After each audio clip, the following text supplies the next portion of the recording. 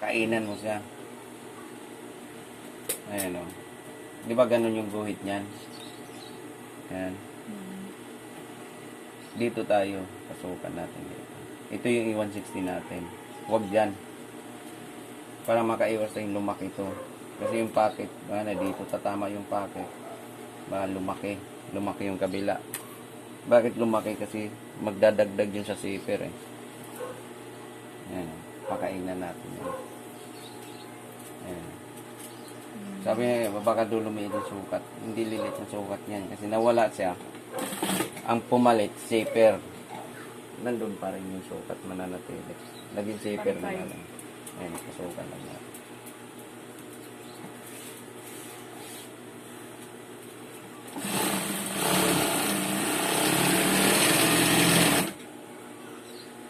Yan ang problema ng kakilala ko din.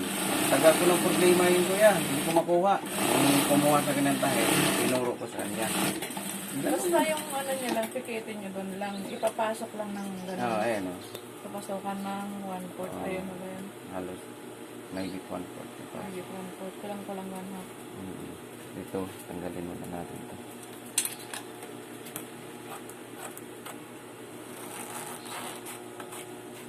Kasi maano ito eh. Babakat. Ganito tila yung mga nursing. Pang nursing ko. Simulan siya. Video, ano ba yung video mo na lang? Yan, i-video mo yung gano'n. Sige. Yan na. May video ko to.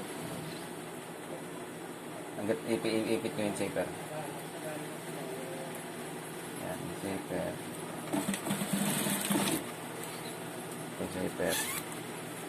May guhit to dito eh. Tabunan lang. Ito. Sa bakal.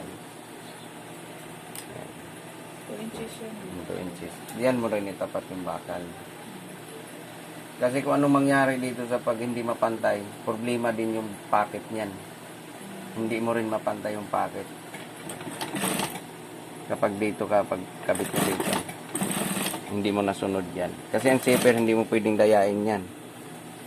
Susunod talaga sa saan yung linya. Ipit mo lang siya. Naka right side na yung zipper niya. Hindi na naka...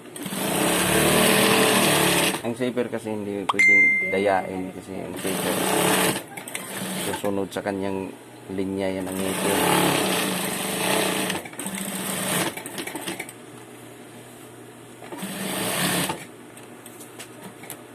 Ayan na siya. Ayan. Ayan natin.